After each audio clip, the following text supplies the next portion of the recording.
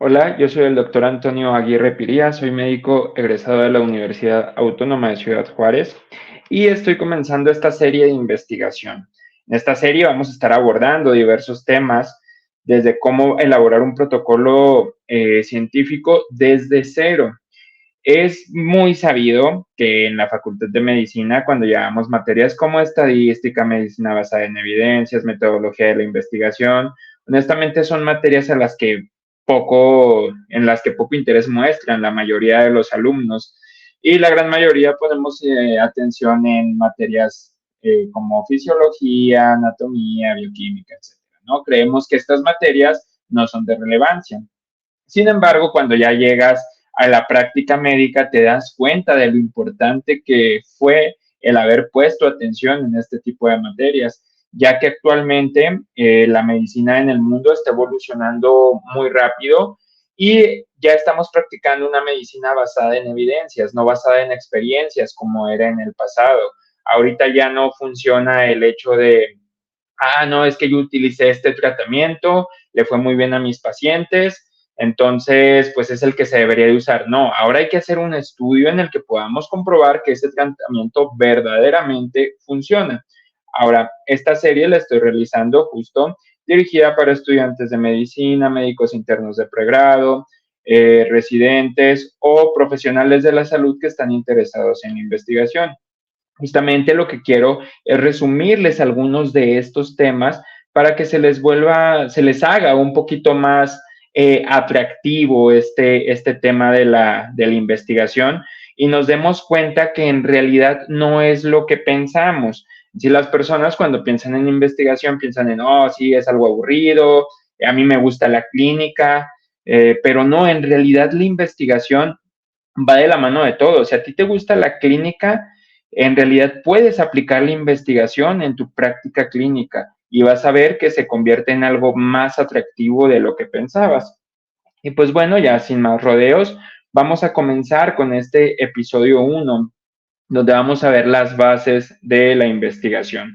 Episodio tras episodio les voy a ir mostrando diferentes partes del protocolo. Vamos a ir analizando cómo desarrollar un título, cómo desarrollar objetivos, cómo desarrollar la hipótesis, pero en el episodio de hoy, en el episodio 1, vamos a ver cuáles son las bases de la investigación científica en sí. Vamos a ver las generalidades del protocolo.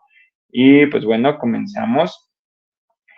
Eh, Primero, ¿por qué me interesa la investigación científica? Hay que plantearnos esta pregunta. ¿Cuál interés tengo yo en la investigación científica? Eh, Como les comentaba ahorita, si a ti, por ejemplo, te interesa la clínica, a ti te interesa el ambiente intrahospitalario, y dices, no, no, la investigación es aburrida, eso a mí no me interesa, eso a mí no me importa. Bueno, pues te diré, a través de la investigación, pues tú puedes desarrollar mejores técnicas, tanto en tratamiento, diagnósticas, de intervención, con base a lo que nos está diciendo la evidencia actualmente.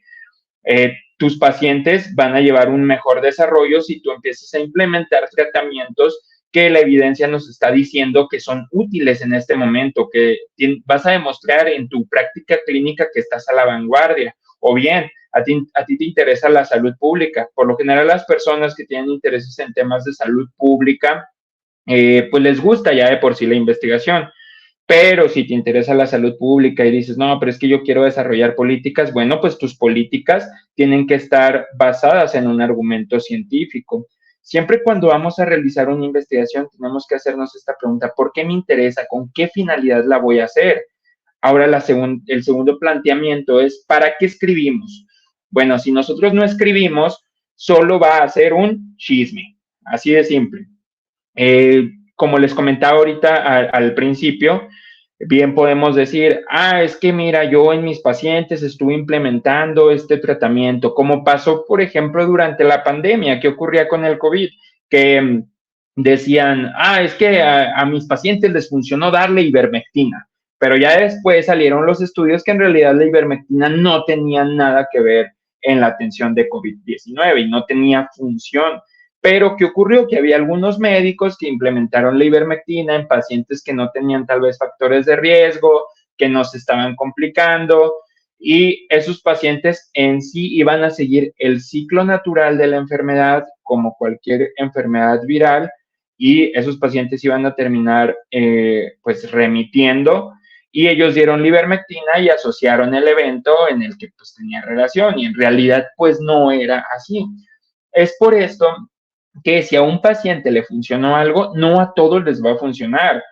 Por eso es que lo que no está escrito solo es chisme. ¿Y qué es lo que ocurre en general en los países latinoamericanos? Es que casi no escribimos. Utilizamos algunos métodos diagnósticos, algunas guías, algunos planes de tratamiento, pero casi siempre nos basamos en lo que nos dicen en guías estadounidenses o en guías europeas. Casi todas nuestras guías están basadas en eso porque no escribimos. Incluso si tú trabajas en un consultorio médico, tú ves muchísimos pacientes. Hay consultorios médicos que ven hasta 30, 50 pacientes diarios. O sea, imagínate la cantidad de muestra que podrías obtener si estuvieras escribiendo lo que ves en tus pacientes. ¿Para qué escribimos? Bueno, simple, para que, para que no sea un chisme nada más, para que tenga validez lo que estamos diciendo. Para eso escribimos. Es muy importante también identificar esto, cómo nace la idea de investigar. La idea de investigar no funciona nada más como eureka, voy a decir esto. Muchas veces cuando nos encargan en la escuela de medicina alguna investigación empezamos a dar vueltas. ¿Qué investigamos? ¿Qué investigamos? Y siempre terminamos con la típica de vamos a buscar incidencia y prevalencia. Bueno, pues la idea de investigar debe de nacer de una duda real, de una duda real que yo tenga con respecto a un tema. Si tú estás interesado, no sé, en la hematología, endocrinología, etcétera, y tú tienes alguna duda en específico sobre este tema, bueno, pues ese ya es un tema de investigación, ya es una pregunta de investigación. Puede ser que sí, que otros ya hayan investigado sobre ese tema, pero bien, pues tú podrías buscar algunas áreas nuevas al respecto. La idea de investigar surge a partir de una duda genuina. Entonces, no te hagas vueltas en la cabeza y no pienses que es muy difícil generar una idea de investigar. No, en realidad tienes que ponerte a pensar en cuáles son tus dudas genuinas con respecto a determinado tema y pues ya ahí tienes una pregunta de investigación y un protocolo a desarrollar. Y el otro planteamiento que nos debemos de hacer, ¿quiénes pueden hacer una investigación? Bueno, pues cualquier persona que utilice el método científico, en específico, pues en el área de la salud, cualquier profesional de la salud que tenga una duda con respecto a un tema y la quiera aclarar, puede realizar investigación científica. Y bueno, pasamos aquí ahora aquí a esta pirámide que me gusta bastante. La voy a agrandar un poquito más para que lo podamos ver mejor. Bueno, primero, ¿qué preguntas intenta responder la investigación en salud?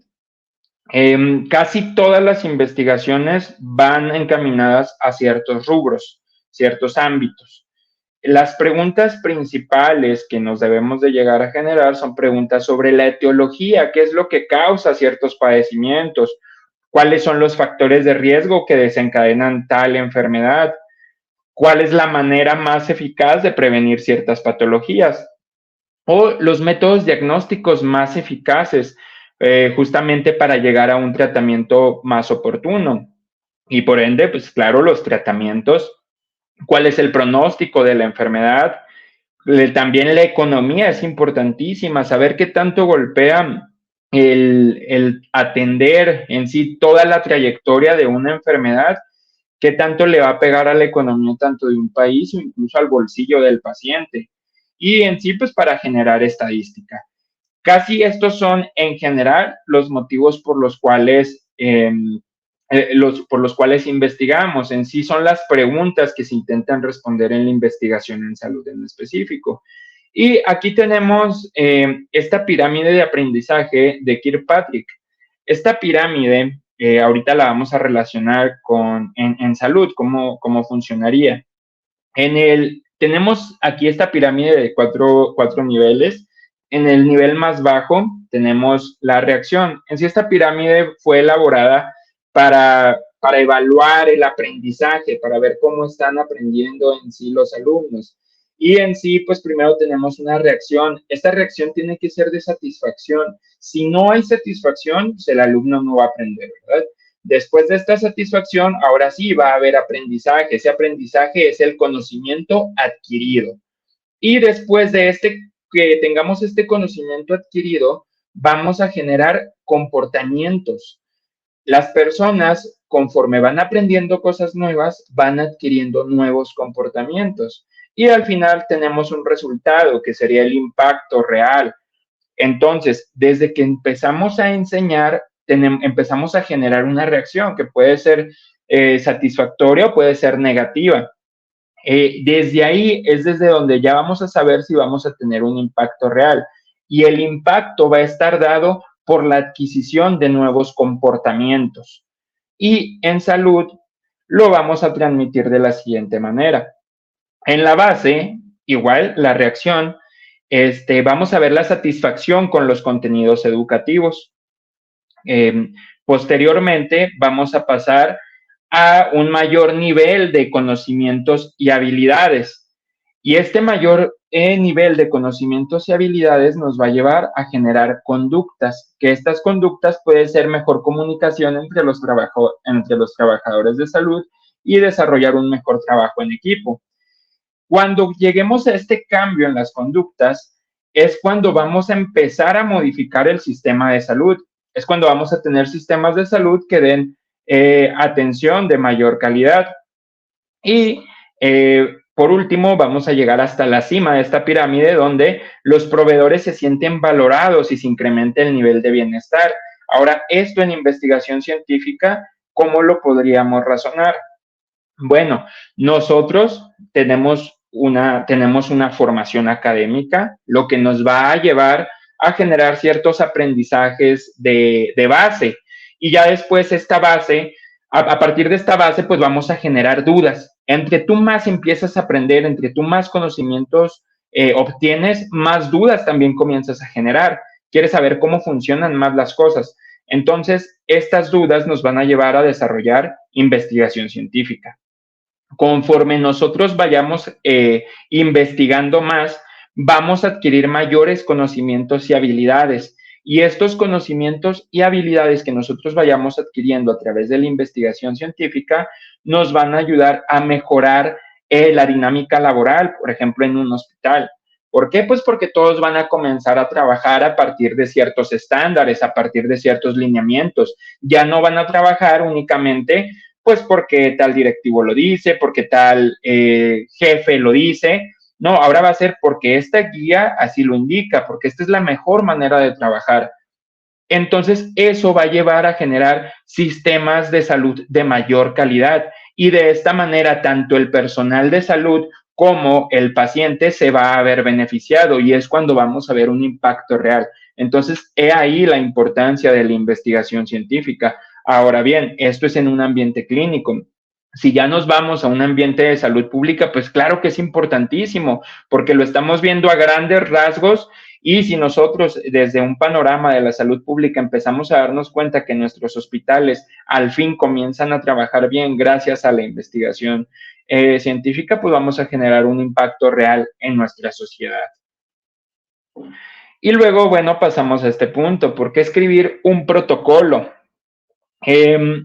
Aquí pongo 4 puntos que son fundamentales de por qué hay que escribir un protocolo.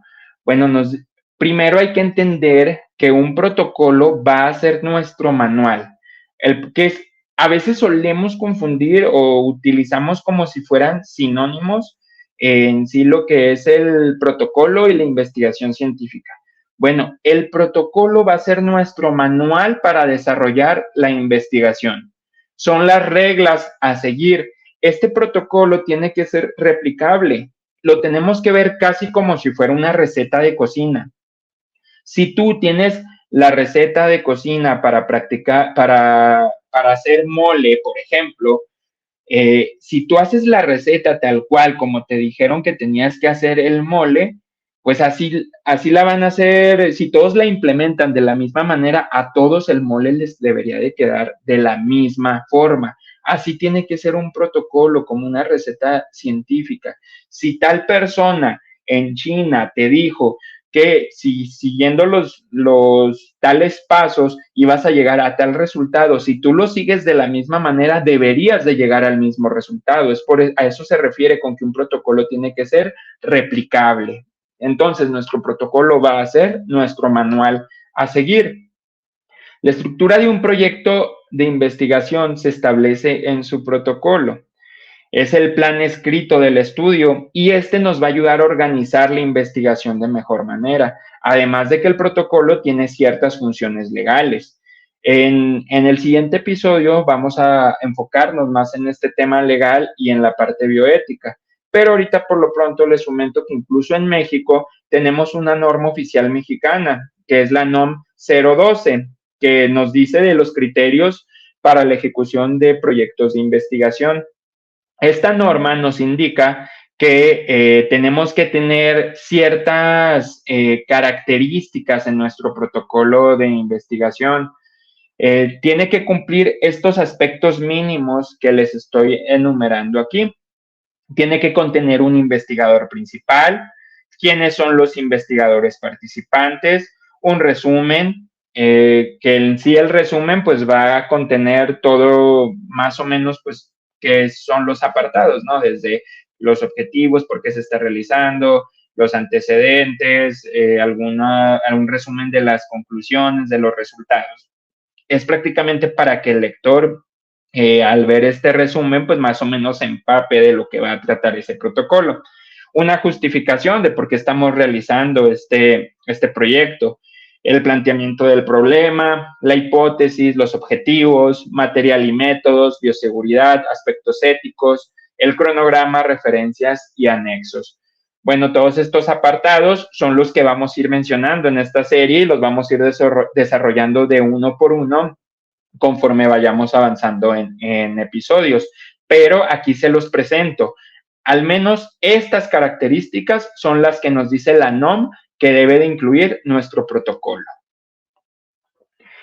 ¿Por qué tantos apartados? ¿Por qué? ¿Por qué incluye tantas cosas el protocolo de investigación? Pues bueno, aquí les pongo algunos motivos.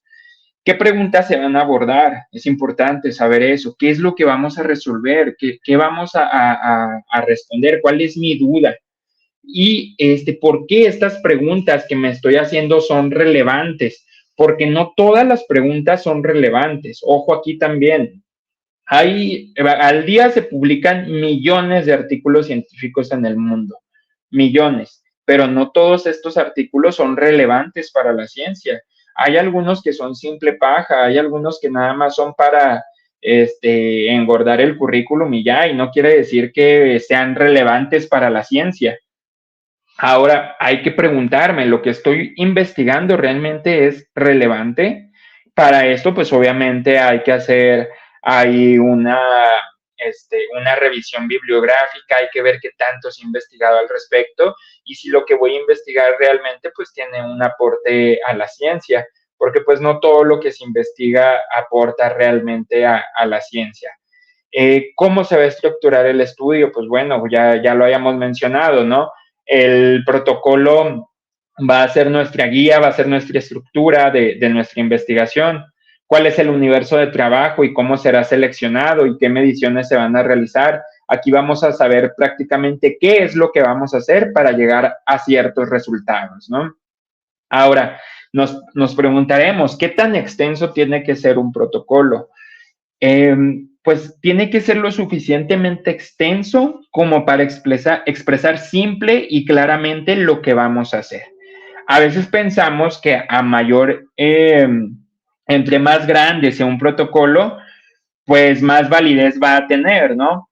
Pero no es así. Hay veces que hay tesis que son muy, muy extensas, que incluso la persona que lo hizo no sabe ni qué dice esa tesis, no le entiende a la tesis ni la persona que lo hizo. Y estas tesis a veces suelen ser muy extensas justamente porque tienen introducciones muy largas, tienen mucha revisión bibliográfica, pero tienen pocos resultados. Y al tener pocos resultados, pues obviamente las conclusiones van a ser deficientes. En sí hay que evitar mucha paja, poca sustancia. Tenemos que hacer nuestro protocolo funcional, que tenga la extensión suficiente para que sea claro para el lector y justamente como decíamos previamente, para que pueda ser replicable, para que más personas puedan entenderlo, ¿no? Ahora, ¿cuáles son los diseños de investigación? ¿Cómo vamos a diseñar nuestro estudio? Pues tenemos, en primer lugar, los diseños observacionales. Aquí les pongo los principales.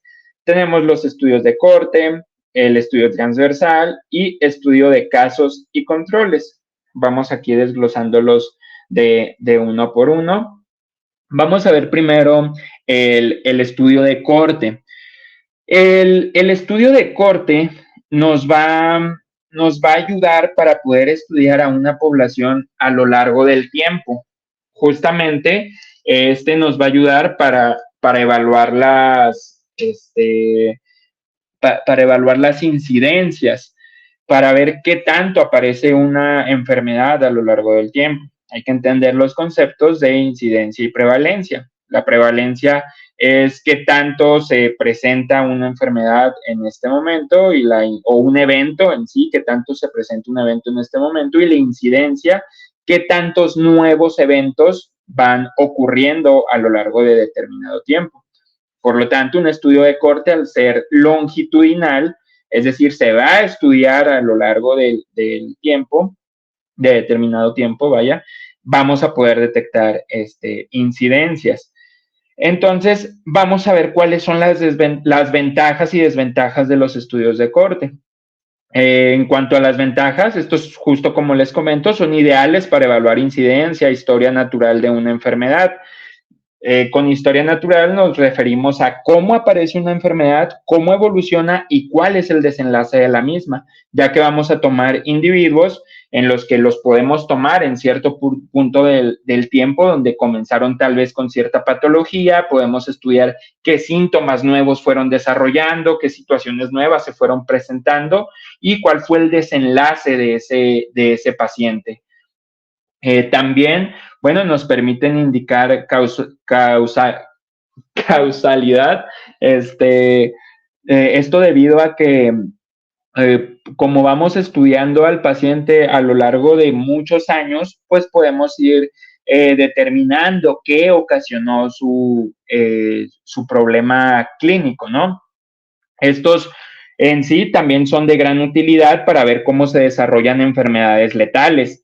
También son ideales para estudiar enfermedades raras, ya que una enfermedad rara, como no tenemos tantos antecedentes de ella, pues tenemos que observar a los pacientes por un largo periodo de tiempo. Ahora, ¿cuáles serían las desventajas? Una desventaja es que son caros, como duran a veces hasta años este tipo de estudios, pues es carísimo. También es que a veces pues los pacientes obviamente se llegan a cansar y pues dejan el estudio, ¿verdad? Es difícil retener a los pacientes. A diferencia de otros estudios que son de una sola intervención, pues en estos hay que estar haciendo varias intervenciones, estar estudiando al paciente a lo largo del tiempo, y hay veces que incluso el paciente hasta se puede mudar de ciudad, y por ese motivo pues ya lo perdiste, ¿no? Incluso hasta si se cambia de domicilio, cambia de número de celular, de WhatsApp, etcétera, pues ya no tienes cómo contactarlo. Entonces, por eso también esta suele ser una desventaja. También son susceptibles de sesgos de selección. Si tú seleccionas a estos pacientes mal desde un principio, pues ya vas a tener sesgada ahí tu investigación, porque pues son pacientes a los que les vas a estar intentando dar seguimiento por años, y si tú ya seleccionaste mal desde el principio tu muestra, pues ya vas a tener resultados ahí un poquito deficientes, ¿no? Y luego pasando al estudio transversal. En el estudio transversal, a diferencia del de corte, pues no es a largo plazo, este es de una sola intervención. Entonces, si habíamos dicho que el de corte es bueno para incidencias, pues el transversal va a ser un estudio bueno para las prevalencias, por ejemplo, como obesidad, diabetes, hipertensión, dislipidemias, etcétera, ¿no? Una de las ventajas que tienen estos, pues es que son menos costosos que un estudio de corte, ya que solamente vas a estar realizando una intervención, es rápido de realizar, contribuye en el primer paso para estudios posteriores, ya que aquí pues prácticamente conocemos a nuestra población, conocemos a nuestra muestra y ya podemos determinar si es necesario dar cierto seguimiento. No hay que esperar tampoco para el desarrollo de este estudio, a diferencia de en el estudio de corte, pues que tenemos que estar esperando, ¿no? Hay control sobre la selección de los pacientes de mejor manera. Una de las desventajas que tiene los estudios de corte es que no establecen secuencia de los acontecimientos con respecto a exposición a enfermedad, ya que los estamos agarrando solamente en un punto del espacio-tiempo y no les estamos dando un seguimiento. Estamos evaluando al paciente cómo está en ese momento. Por lo tanto, no podemos determinar esa relación causa o efecto. No son útiles para estudiar enfermedades raras o enfermedades que vayan a largo plazo. No permiten, justo lo que les comentaba, establecer la relación de causa. Entonces, esas son ahí las desventajas. Entonces, vamos viendo. Si queremos conocer la prevalencia de una enfermedad, pues hagamos un estudio de corte transversal. Si queremos conocer la incidencia, pues hagamos un estudio de corte. Y pasamos al siguiente de los observacionales, que son los estudios de casos y controles. En estos estudios, bueno, ¿qué ventajas tenemos? Son ideales para el estudio de enfermedades que llegan a ser poco frecuentes, son económicos, estos son de corta duración, aportan información descriptiva con respecto a los pacientes, permiten generar hipótesis de investigación y estudiar fuerza de asociación entre una enfermedad y otra, o algunos factores de exposición. En en los casos y controles, aquí ponemos una imagen donde tenemos pacientes expuestos y pacientes no expuestos y que los vamos a evaluar también ahí en cierto periodo de tiempo. No, pero esta es una evaluación más de tipo retrospectivo, en el que pues vamos a analizar cómo se encontraban estos pacientes en el pasado y vamos a poder buscar ahí como ciertas causas de origen, pero sus desventajas son limitados a una variable. No permiten establecer secuencia de acontecimientos, ya que los casos ya están enfermos. No, a diferencia de en un estudio de corte que podemos tomar al paciente sano y pues vamos estudiando cómo puede llegar a cierto desenlace, ¿no? Presentan potenciales sesgos, igual que en el caso que en los estudios de corte al seleccionar la muestra. No permiten determinar prevalencia ni incidencia.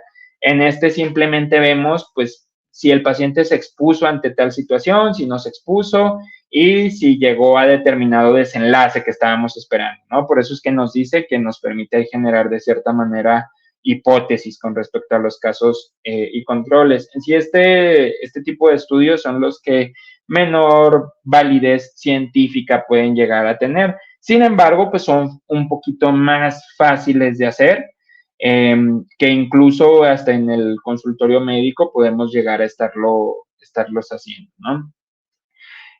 Y pasamos a los ensayos clínicos, pasamos al ensayo aleatorizado ciego.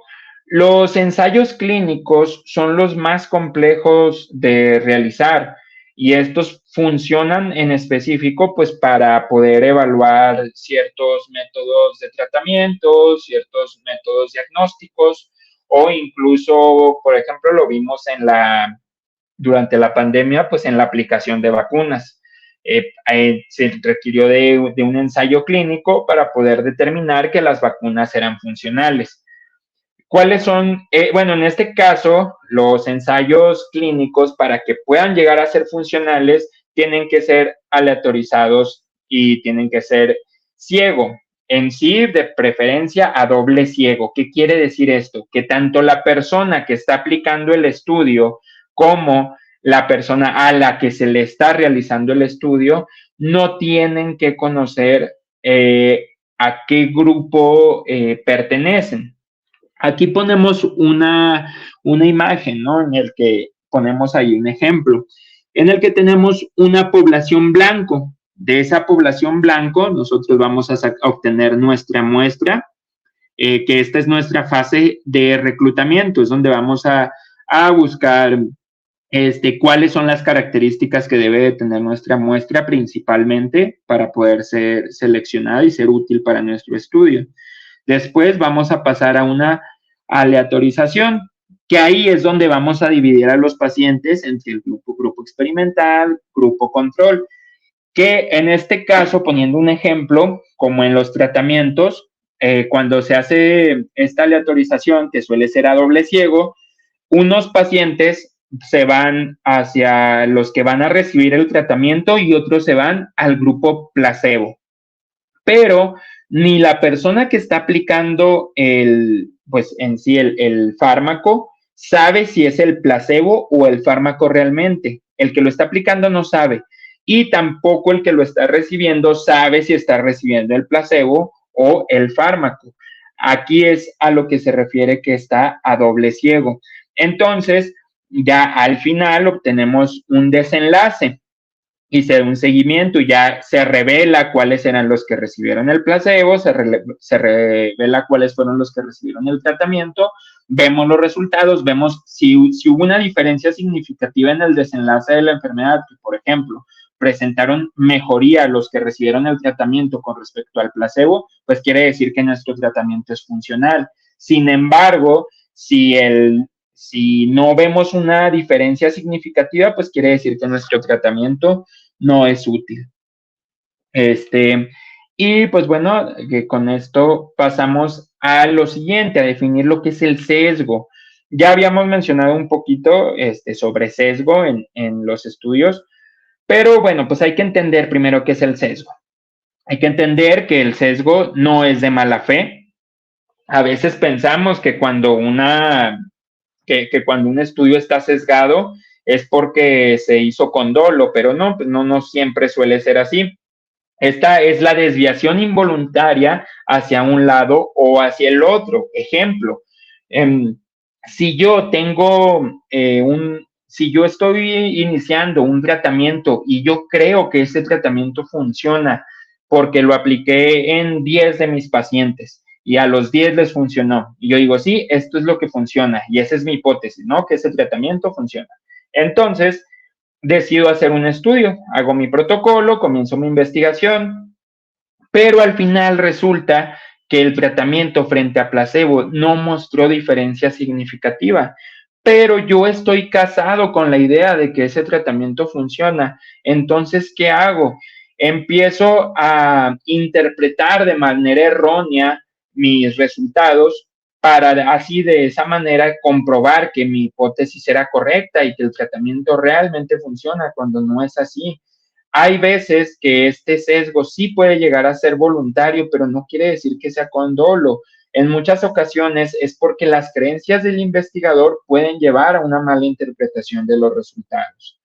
Entonces, pues en la investigación podemos encontrar diferentes tipos de sesgo, a los que podemos llamar como falacias también. Tenemos las falacias más comunes. Con respecto a las falacias comunes, aquí tenemos un ejemplo típico sobre esta parábola, sobre la parábola de los sabios ciegos y el elefante. Estos eran unos sabios ciegos que les dijeron, este es un elefante, descríbanlo. Cada sabio tomó una parte distinta de ese elefante y el que estaba tomando la trompa decía, un elefante es como una gran serpiente. El que estaba tomando una de las patas del elefante decía, no, más bien es como un tronco. El que estaba tomando la oreja del elefante decía, es más bien como un enorme abanico. Y el que estaba tomando la cola del elefante decía, están todos equivocados, más bien los elefantes son como un ratón. Entonces cada uno tenía una perspectiva distinta del elefante. Esto los hacía llevarlos a conclusiones distintas. Es por esto que la perspectiva en investigación va a ser importantísima. Dependiendo qué lado del elefante es el que estamos viendo, eso nos va a arrojar diferentes resultados. Ahora, pasando al siguiente, tenemos el círculos improbando. Este argumento falaz consiste en tomar como prueba de veracidad un elemento que se encuentra dentro del propio argumento, muy común en medicina, principalmente en los llamados criterios diagnóstico o criterios de clasificación. En este quiere decir que A nos lleva a B, B nos lleva a C. Por lo tanto, si A nos llevó a B y B nos llevó a C, C nos debe de poder regresar a A. Más o menos algo así quiere decir el círculo sin probando. Aquí ponemos un ejemplo en el que dice, ok, él tiene autismo, pero ¿por qué hace eso? Y luego nos dicen, él hace eso porque él tiene autismo. Y luego pasamos al siguiente, entonces nos dice, pero ¿cómo sabemos que él hace eso porque tiene autismo? Y luego, pues porque él hace eso. Y luego, ¿pero por qué hace eso? Pues porque él tiene autismo. Entonces, a veces en medicina tenemos ciertos criterios diagnósticos que nos pueden llegar a decir, bueno, pues es que este paciente tiene tal patología porque le duele aquí. Y yo vi 10 pacientes a los que les dolía tal punto, por lo tanto, ese es un criterio diagnóstico. Pero resulta que cuando ya haces el estudio en una mayor población, pues no tiene una alta sensibilidad ni una alta especificidad. Entonces también es importante que los criterios diagnósticos o los criterios de clasificación pues tengan un estudio base de por medio, porque que en cierta población se hayan mostrado ciertas características no quiere decir que toda la población las vaya a presentar. Y luego pasamos al argumentum ad verecundiam, también conocido como Magister Dixit o el maestro lo dice. En esta falacia podemos decir que un argumento es verdadero solo porque lo está diciendo una autoridad. Esta autoridad muchas veces está hablando con base a su experiencia y no necesariamente con base a lo que diga la evidencia. Esto ocurre mucho en los hospitales, a veces en los pases de visita típicos, que la persona que está guiando el pase de visita suele ser el jefe del servicio o el médico con mayor experiencia. Y todo lo que él está, las indicaciones que él está diciendo, a veces les dice, cambia tal tratamiento, utiliza tal manejo, vamos a hacerle tal estudio. Y a veces esto solamente resulta en un gasto para el paciente y en un mal manejo, pero como es la persona con autoridad, pues nadie se atreve a decirle que está en lo incorrecto o que muestre su bibliografía. Entonces se toma como verdad absoluta lo que le está diciendo y muchas veces entre los residentes, médicos internos o médicos de menor jerarquía es pues, ¿qué le voy a decir? Él es el que sabe. Pero no es así, tenemos que ver cuál es la bibliografía que está utilizando esta persona para tal argumento. A veces están basando en la primera edición del Harrison, siendo que ya salieron artículos desmintiendo tal situación, ¿no? Otro ejemplo es en las autoridades sanitarias, a veces toman ciertas decisiones con base a su criterio, a su juicio, sin tener una revisión bibliográfica sólida, ¿no? Y pasamos a la falacia ad populum. Esta falacia nos menciona sobre la supuesta autoridad de la mayoría. Si muchas personas lo dicen, entonces tiene que ser verdadero. Por ejemplo, 50 millones de fans no pueden estar equivocados en que tal persona es buena, ¿no? No, pues no siempre es lo correcto, ¿verdad? El hecho de que muchas personas digan algo no quiere decir que sea verdadero. Para que sea verdadero tiene que estar comprobado por medio de una investigación científica. Y por último tenemos el cum hoc ergo propter hoc. Son simultáneos. Luego es consecuencia. Afirma que dos eventos que ocurren a la vez tienen una relación causa y efecto. Esto es muy común que suceda, que pensamos que porque algo está sucediendo en el mismo momento que otro evento, van a tener relación. Y esto ocurre mucho en el diagnóstico, para los métodos diagnósticos. Si durante este momento estaba presentando tal sintomatología, definitivamente tiene que estar relacionado. Cuando no, pueden ser patologías distintas que el paciente tenga. Un ejemplo que me gusta mucho es un ejemplo que nos ponen aquí, que nos habla en Estados Unidos, mientras había el rock de buena calidad, también se producía crudo de petróleo. Entre mayor era la calidad del rock, podían relacionar que el crudo de petróleo iba a ser mayor. ¿Por qué? Porque en los años en los que se mostró que hubo mayores éxitos de rock, fueron los años en los que hubo mayor producción de petróleo. Pero esto pues obviamente no tiene relación, ¿verdad? No tiene, fueron eventos que ocurrieron de manera simultánea, pero no quiere decir que tengan relación. Es como si dijéramos que en estos momentos ha aumentado el uso de los celulares y también ha aumentado la incidencia de diabetes tipo 2. Y podríamos decir, sí, es que como se aumentó el uso del celular, por eso aumentó la incidencia de diabetes. Pues no, no necesariamente tiene que haber relación, que podría haber, ¿verdad? Pero tendríamos que someterlo a un estudio. Y pues bueno, esto sería todo por la plática de hoy. En este episodio, pues mostramos ahí algunas generalidades de los protocolos para que también ustedes vayan conociendo, ¿no? De qué trata la investigación científica y que vean, pues, que hay muchas maneras de investigar, muchos motivos por los cuales tenemos que investigar y que conozcan la importancia de la investigación científica, que no lo vean simplemente como algo aburrido, que no lo vean como, es que tengo que pasar una materia, es que tengo que entregar mi tesis para poder graduarme. Pues no, si ya tienes que entregar una tesis y la tienes que entregar para graduarte, pues bueno, al menos investiga algo que realmente te guste y que te apasione. Entonces, bueno, en los siguientes episodios vamos a seguir desarrollando cómo realizar una investigación. En el próximo episodio vamos a ver más a fondo la normativa de los protocolos y vamos a ver la parte de bioética y bioseguridad en la investigación. Y pues bueno, aquí les dejo mis redes sociales para que me sigan. Estoy en YouTube, en Facebook, Instagram, Threads, Spotify. Entonces, ahí para que me vayan siguiendo. Pues bueno, eso sería todo por el día de hoy. Espero les guste.